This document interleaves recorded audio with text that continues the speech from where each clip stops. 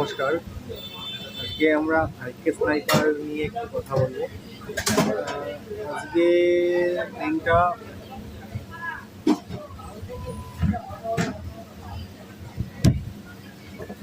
বেশ ভালো। দেখো, যদি লক্ষ্য করে দেয়, আমাদের যেখানে যেখানে সিগন্যাল এসেছে সেখানে সেখানে টার্গেট হিট কত সুন্দরভাবে হয়েছে।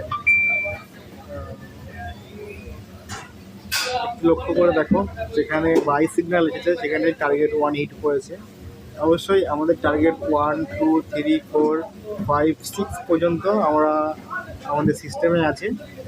যেটা একটু কম হয়, জ্যাকপট যাকে বলা হয়। নর্মালি তো টার্গেট 1, 1:15, 1:25, 1:3 এটা নর্মালি দেখা হয়। এবং তারপরে যেটা হয় সেটা হলো জ্যাকপট।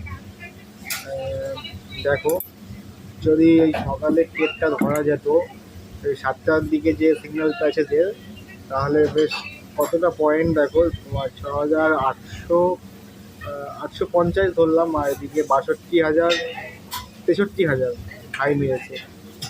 তাহলে 6,800, 2,000, মানে 2,200 পয়েন্টের একটি ব্যাপার, মানে ভীষণ ভীষণই একটা বড় ব্যাপার যদি ক্যাপচার করা যায়।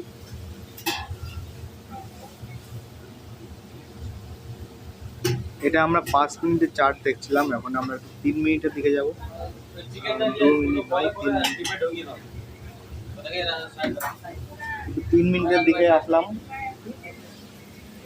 3 মিনিটে দেখো, 3 মিনিটেও বেশ টার্গেট 1, টার্গেট 2 কত সুন্দরভাবে হিট করেছে। দেখো, মানে মিস নেই বলা যায়। হ্যাঁ, এবার কোনো ইন্ডিকেটারই কিন্তু 100% সঠিকভাবে কাজ করে না, বা এমন নয় যে ট্র্যাপ হয় না। তো আমাদের এখানে ড্যাশবোর্ডে সব কিছু ইনফরমেশান পর্যন্ত দেয়, যে শুধু সিগন্যাল আসলো তুমি এন্ট্রি নিয়ে নাও অন্ধার মতো, এমনটাও নয়।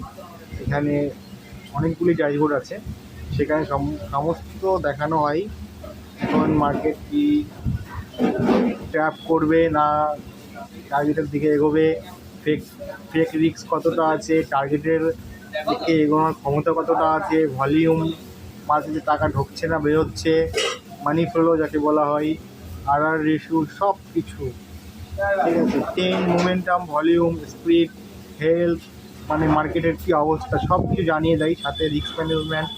এখানে দেখো ডেলি প্রফিট অ্যান্ড লসে দেখো আজকে কত টাকা আমাদের, কত ডলার, টাকা তো নয় অবশ্যই, বিটিসিতে ডলার হিসেবে দেখা হয়, কত ডলার ইনকাম করেছি যদি এর মতোভাবে আমরা সিগন্যাল দিতাম।